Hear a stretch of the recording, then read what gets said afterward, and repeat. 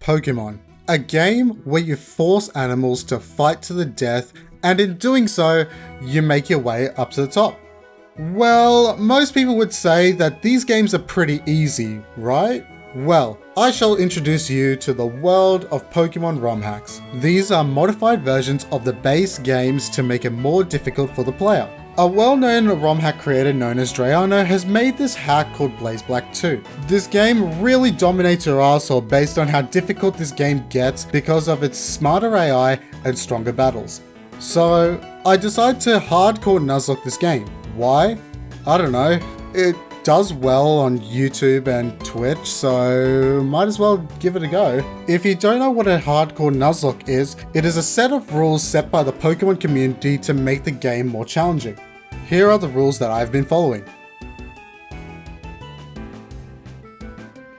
Now, with these rules in place, it already makes an existing hellhole an even harder game to complete. So, now you know what's up? Welcome to my journey of BlazBlack 2 Hardcore Nuzlocke.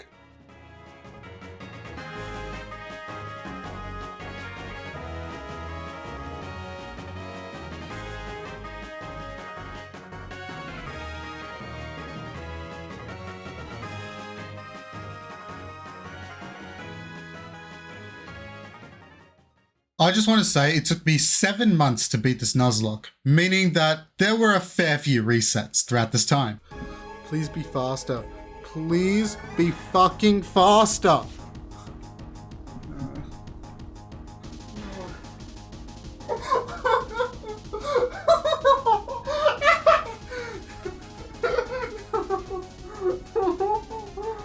Luckily, some of the runs that I've done made it pretty close to the game. In fact, one of them actually made it to the Elite Four, and then I died to a 10% freeze to an Ice Punch. Now then, Lucario is going to use Ice Punch, so we're going to switch out to Mansion.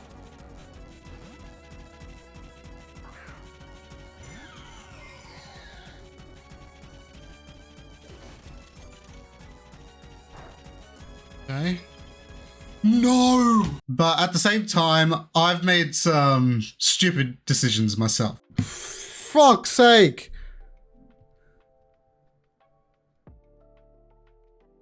Okay. Okay, we're flying. Okay, Stone Edge!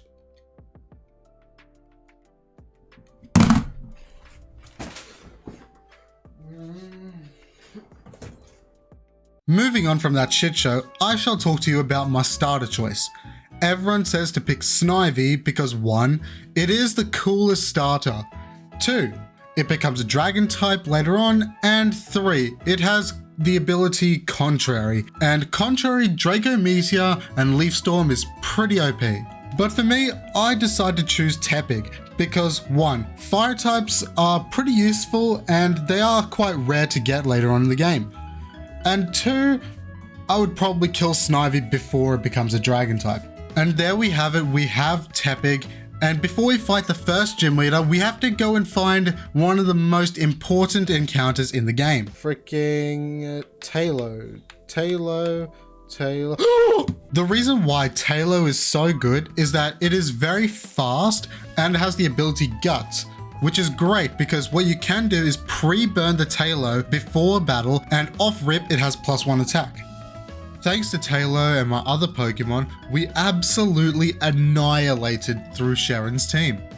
We then head to Burbank City to fight Roxy, and I will just say that Pig Knight is a fucking god when it comes to Roxy's gym.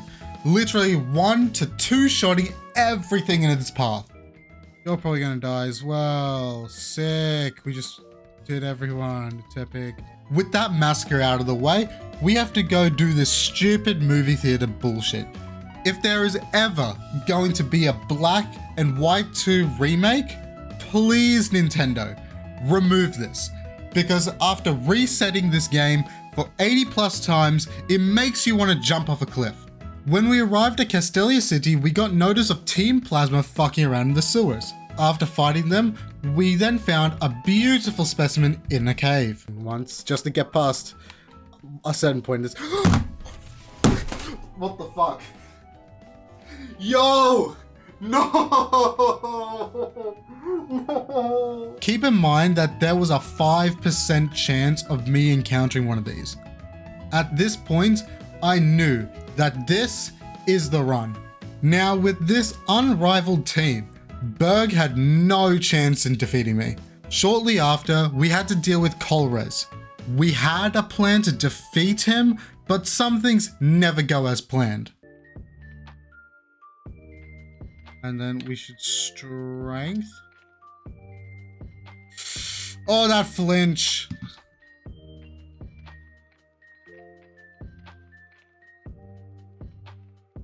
Oh, we dead. Luckily, thanks to our Magneton, we ended up defeating Colress, but it came with a cost. Moving on from that, we arrive at Nimbasa City where we get a big tanky boy and we one-shot all of Alyssa's Pokemon with Swellow. We arrive at Driftvale City so we can get our free Zorua because Zorua is pretty cool in that. Then we go and battle Clay. When we battled Clay, our Venusaur managed to kill 2 of his mons with Petal Dance. But then I decided to risk moving again while confused, which caused this to happen. Fuck off. It is what it is.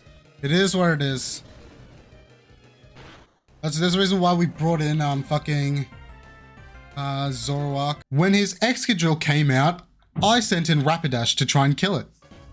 Sword stanced. Oh fuck, okay. Please tell me we're faster.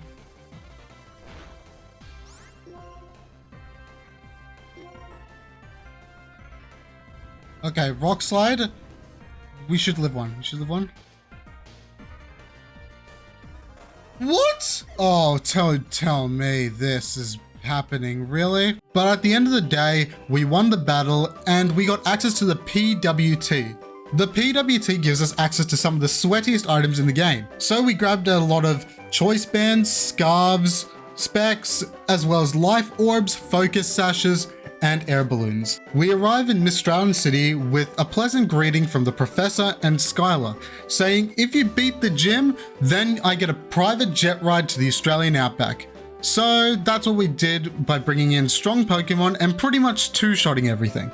Then our rival wanted to start some beef with us, but we got our Swellow and he didn't last very long because Guts, Boosted, Choice, Band, Stab, Return destroyed all of his Pokemon. There we go. When we arrived at Lacunosa Town, some old hag wanted to tell us about some legendary Pokemon that can shoot ice and shit. I don't know, wasn't that important. And then Zinzolin wanted to start a fight with me and Hugh. And thanks to our very overpowered team, we came out of the battle with 0 Heavy Slam on the wall raid. Let's see what happens. Thanks, man, for taking... For fuck's sake. He just had to use Surf. He just had to use Surf and lower my fucking HP, the selfish prick he is. Anyways, we made it to Ruleset City, where we have to fight a fuck ton of dragons. And as you may remember, prior to Gen 6, dragon types are OP as fuck. So how I dealt with this situation is that I decided to fight fire with fire by getting ourselves a Flygon. But base Flygon isn't gonna cut it. So what I did was gave my Flygon max speed EVs and max attack EVs and made it hold a choice band so that Flygon is faster than everyone and can one-shot them all with Dragon Claw. So that's what I did, and now we got our 7th gym badge. Later on, Team Plasma was shooting ice nukes from their flying ship, and Zinzolin wanted to start some more beef with us. So we got our Emboar and our Typhlosion and destroyed his team. And then we will just quick attack. There we go. Okay, there we go. Shortly after, a ninja came and stole the DNA splices from us. So we chased after him And when we caught up to him and beat him in battle, he pulled the ultimate debate on us and said that he was here just to waste time while his friends fucked off with the splicers. We head to Himalaya City where we fight the 8th and final gym leader. I struggled to defeat Marlin because this guy had a rain team, where his first Pokemon, Politoed, set up rain with his ability Drizzle, and then all of his other Pokemon benefit from the rain because rain summoned from abilities are never ending in Gen 5. After a while of thinking, I found a strategy where we first send in Jumpluff to set up a sunny day and to get rid of the rain. This also caused his water moves to weaken as well. After setting up the sun, we had to sack Jumpluff to get a free switch in with our Pinsir, and then Pinsir Mega Horned it to death. He then sent out his Caracosta, where it has the ability Sturdy, and is holding a Custap Berry. To deal with that, we sent in our Magnezone to use Flash Cannon to deal enough damage to two-shot it and not activate his Custap Berry. Next, he sent out a Tentacruel, and to get a clean switch in, we brought in a Mime Jr. to sack, and then Swellow could take care of him as well as his Ludicolo. He sent in his final Pokemon, Jellicent, so I decided to switch into our Zoroark to try and kill it, and then this happened.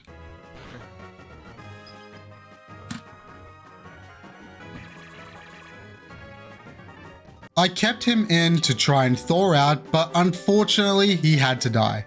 But then we ended up killing the Jellicent with Swellow, meaning Zoroark died for nothing. But at the end of the day, we got the 8th gym badge. After that sad death, we had to go south to get inside of Team Plasma's ship. Once we were there were some regular grunts that we had to fuck over, then had to do some Minecraft redstone to turn off the power. On the other side of that, we had to deal with a double battle with Zinzolin and our rival. And of course, we absolutely destroyed them.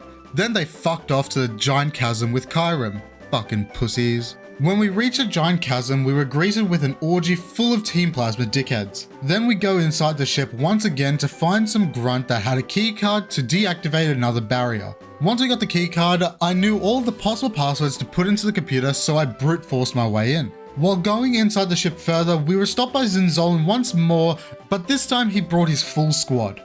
Majority of his team is full of Ice-type Pokemon, so I brought in my Speed Boost Blaziken and absolutely wiped his team. Our next battle was with Colress's full team, and this was much more worrisome.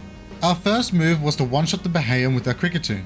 Porygon sacks the Kricketune, and then Blaziken comes out and kills the Kricketune with Brick Break. Then Rotom Wash comes out, and then we sack our Ledian to get a free switch into our Swellow, so Swellow can use Return. Klinklang comes out, and here's where the problem now starts. I sent in Kecleon to sack to get another free switch in because I thought Klinklang would use Wild Charge, but instead he set up with Shift Gear. Then we decide to break Klinklang's Focus Sash with a Sucker Punch before we died to an Earthquake. I sent in Blaziken to protect twice to get 2 speed boost, but thanks to our minus speed nature and shit speed IVs, we still couldn't outspeed the Klinklang. So I tried risking the triple protect, but unfortunately it didn't work and Blaziken died. Judging by our team's condition, I thought this was the end because Enbor would die to an Earthquake and Swellow would die to a Wild Charge. But then, I remembered Drayano boosted the stats of the starter Pokemon in this game. So Emboar had a base defense of 80 instead of 65. That leaves us with an 8% chance that Emboar would live an Earthquake.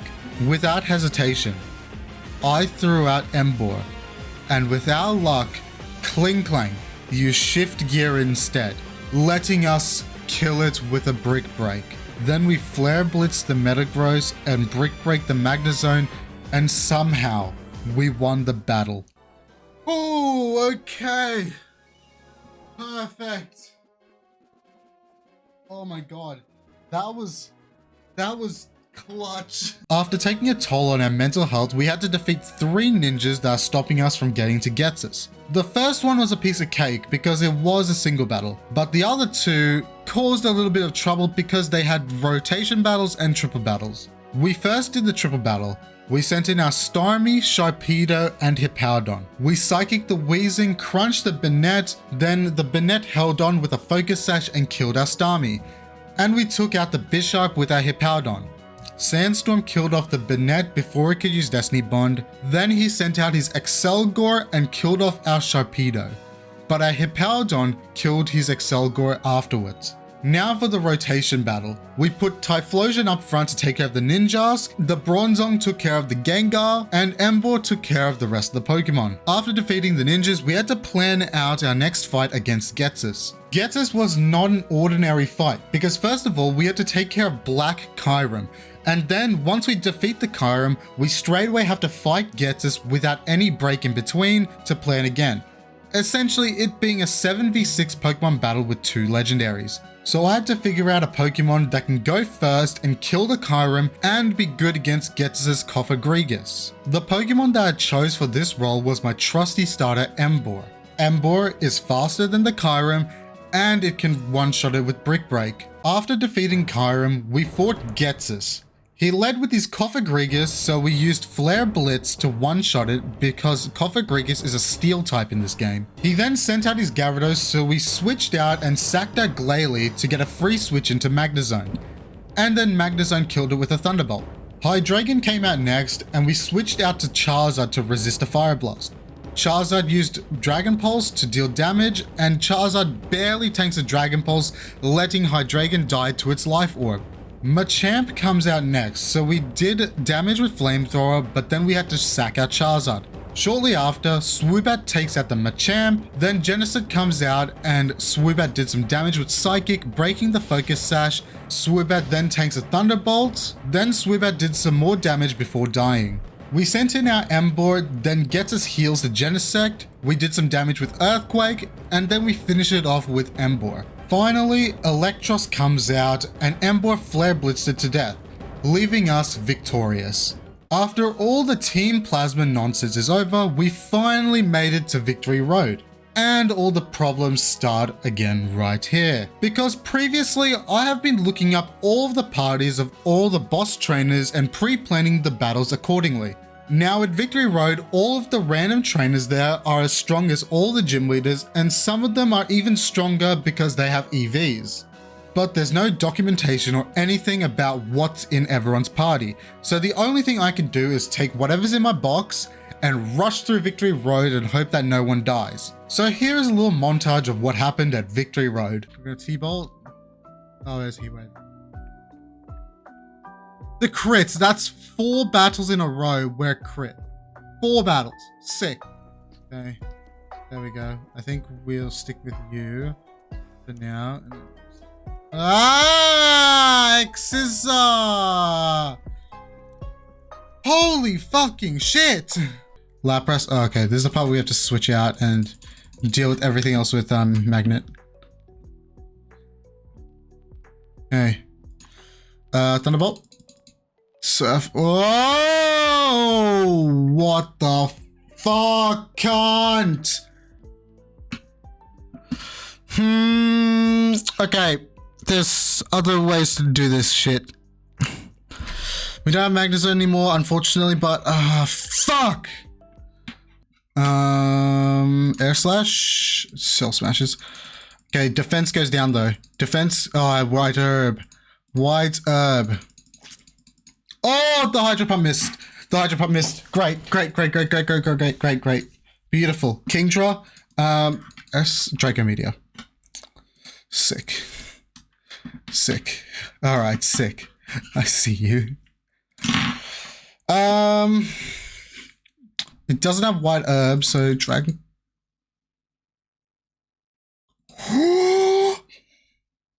Okay, we survive. Subs, fuck off, dickhead. Okay, come on, hit. No, don't you dare. Oh, if it's gonna die. Why don't you die? It's gonna Hurricane. No one can resist the Hurricane.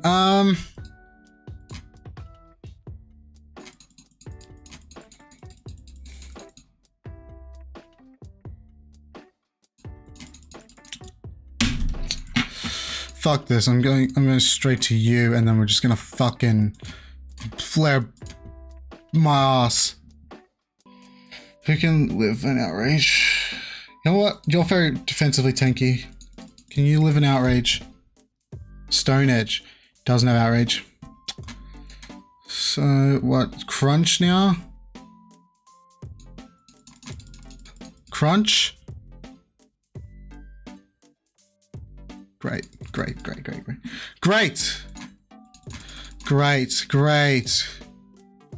Oh shit. Here we go again.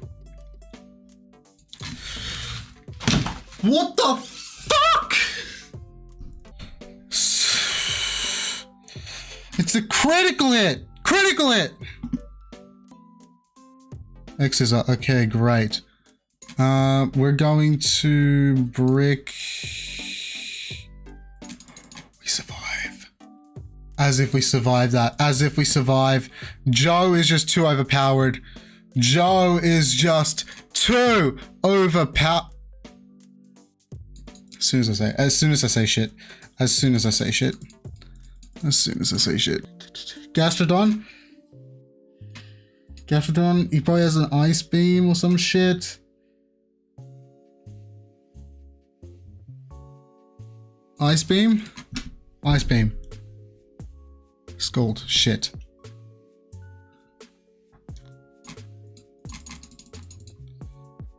Please live. Scald. God damn it. Oh no, we're losing this. We're losing this. We're straight up losing this. Oh my god. Oh my god. Swellow has boosted attack, 62% chance to Oko.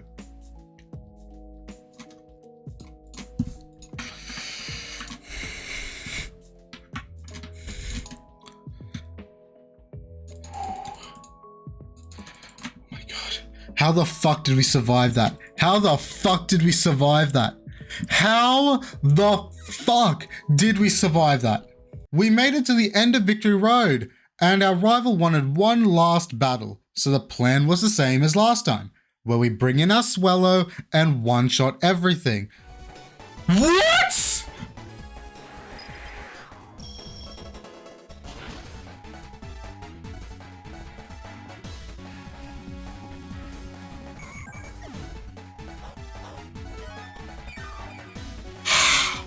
How did he survive? How did he survive? How did he survive? Oh, we're fucked! No! No! Now the battle gets more and more complicated since Swellow died. Electros comes in next. Hippowdon had to crunch it to death, and then he got burned by a flamethrower. But luckily, Electros died to the sandstorm while Hippowdon died to the burn. Flygon comes in next, and Emboar barely tanks an earthquake while dealing a lot of damage to Flygon. We switched to Pelipper to tank an outrage, and then took out the Flygon with a surf. Bouffalant comes in next, and we switched out to Cofagrigus. Cofagrigus tanked 2 earthquakes, and Bouffalant tanked 2 flash cannons. Then we had to sack Cofagrigus, so Claydol knocks out the Bouffalant. Finally, Roserade comes out, and Claydol used extra sensory to deal damage, and then this happened. That did half, surprisingly. And now Claydol dies. Or lives. Okay. Oh wait, Focus Sash! I totally forgot about that. Not gonna lie, I totally forgot about the Focus Sash, and that sash came in clutch towards the end. After defeating our rival, we finally made it to the Pokemon League. But it ain't over yet. We still had to fight the Elite Four and Champion. By looking at everything in my PC, I couldn't find a single strategy that could defeat the Elite Four. Somehow, I need to get a hold of more Pokemon. But where would I get it? Well, you know those hidden grottos around the map Like the same place we got our Munchlax? Well, apparently every 256 steps you take in this game, there is a 5% chance that a new Pokemon respawns. So off stream, I spent about 16 hours running around the game, grinding out these hidden grottos, until I could get a team that is pretty solid against the Elite Four. So a few days later, I finally got a team ready to fuck up the Elite Four. All I know is that once we enter the Pokemon League, there is no turning back. So if we fuck up here, we have to restart all the way from the beginning. There was no room for error, so we just hope for the best. We started off fighting Caitlyn, where she had a Trick Room team. I first sent in Ordino to get a Toxic off before she used Trick Room. Unfortunately, Toxic missed, but we got it off in the next turn. Then we switched out to Metagross to kill the Behaim. Slowbro comes out and tries to Fire Blast us, but our Salamence easily tanked that. Then Salamence used Crunch, which activated Slowbro's eject button, so he switches out to a Metagross. We sent out our Metagross to tank her Meteor Mash and to bait out an Earthquake. Before she used Earthquake, we switched out to Chandelure that's holding an air balloon, so Earthquake did nothing and we killed off Metagross with Flamethrower. Musharna comes in next, so we switched out to Amoonguss because I predicted it to use Trick Room and Amoonguss is slower than all of her Pokemon.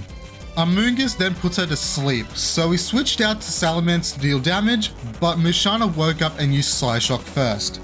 Salamence tanked another Psyshock while killing Musharna with a Crunch. We got a quick Moxie boost while Trick Room ended at the perfect time. Now all we had left was Salamence one-shotting everyone on Caitlyn's team. That's one Elite Four member down, and surprisingly, no one died. Next up was Grimsley, who started off with his Liepard. We put Salamence up front to bait a Thunder Wave, then we switched to Gliscor. Gliscor tanked a Sucker Punch while Liepard died to an X-Scissor. Scrafty comes in next, and then he dies to a Fly. Houndoom comes in next, so we sent in our Ordino to tank a hit, and then land a Toxic. While we Toxic stalled the Houndoom, Grimsley used a full restore. But at the same turn that it healed, we Toxic again and continued stalling. Now Honchkrow comes in next. The plan for Honchkrow is just to keep pivoting because he takes recoil damage from Brave Bird and his Life Orb. So when Honchkrow is about half health, Salamence can finish it off. Krookodile comes in next, but it had a Choice Scarf, meaning it's going to be really fast, but he's also going to be just stuck on Stone Edge. Amoonguss tanks all of his hits and then Giga Drains it until he dies. His final Pokemon, Bisharp, comes out, and Amoonguss barely tanks an Iron Head while putting Bisharp to sleep. Then Amoonguss Giga Drains it to break its air balloon, and Gliscor finishes him off with an Earthquake. Oof, 2 down, 2 more to go. Marshall is next and he sends out his Throw. Salamence kills it off with a Fly though. Lucario comes in next and tries to Ice Punch us, so we switch out to Chandelure and killed him off with a Flamethrower. Sork comes in next and tries to Stone Edge us, so we pivot to Ordino and then pivot to Amoonguss to tank a close combat. Sork had the ability Sturdy, so we need to get a Toxic off, and luckily Amoonguss tanked another hit. We then stall Sork a little bit and baited out a close combat so Chandelure could finish him off. Mean Shao comes in next and he keeps trying to Stone Edge and High Jump Kick us. So we constantly pivot between Ordino and Chandelure so that Mean Shao takes damage from missing High Jump Kicks. Then Marshall decides to heal, and on the same turn, Chandelure kicks it off with a Flamethrower. Conkeldurr comes out next, and we constantly pivot between Amoonguss and Ordino until Amoonguss gets enough health back to land a Toxic. Amoonguss stays into stall a little bit and then takes it out with a Giga Drain. Finally, Medicham comes out, and we did the same thing as Mean Shao, where we pivot between Ordino and Chandelure until he dies to his own High Jump Kick. That's 3 down, 1 more to go, and we still haven't lost a single Pokemon. Before we fight Shawntel, we gave a Choice Specs to Chandelure to give it more special attack. Now to fight Shawntel, she first sends out her Jellicent. Chandelure with his Choice Specs kills it off with a Shadow Ball. Golurk comes in next, so we switch out to Gliscor to avoid the Earthquake. Then we Toxic with Ordino and kept stalling until Gliscor finished it off with an Ice Fang. Shawntell's Chandelure comes out, and then it dies to an Earthquake from Gliscor. Sableye comes in next, so we switch to Ordino because Ordino doesn't have an item and Sableye used Trick. Then we Toxic Scalded Sableye. Drifblim comes out next, and we switch out to Chandelure to tank a Thunder and kill it off with a Shadow Ball. Finally, Cofagrigus comes out, so we switched out to Ordino to tank a Shadow Ball. Then we Encored, so Cofagrigus is stuck on Disable. Then we switched to Gliscor and killed it with an Earthquake. Now that, my friends, is how you defeat the Elite Four without a single death. We now head off to fight the champion Iris. But before we fight Iris, we want to teach U-turn to Gliscor and give a Choice Scarf to our Salamence. We are now so close to finishing our 7-month journey. We can't fuck this up right now. Iris sends her Dragonite first, so we U-turn to break its multiscale and send out Salamence. Dragonite Dragon dances, but with the Choice Scarf, we are still faster than the Dragonite, and we kill it off with a Dragon Claw. Feraligatr comes in next, so we switch into Chandelure to tank an Ice Punch, and then Chandelure kills the Feraligatr with Shadow Ball. Archeops comes in next and kills off our Chandelure. We send in Ordino, and Archeops U-turns out into Hydreigon. Then Ordino did a little bit of damage before dying to the Hydreigon. Salamence comes in next and takes out the Hydreigon. Then Haxorus comes out, so we switch into Gliscor to tank an Outrage, then the Gliscor used Ice Fang to break his sash before he dies. Salamence kills off the Haxorus, and with his Moxie Boost he also kills off the Archeops. Her final Pokemon, Serperior, comes out, and here is how the battle ends. Right here, right now.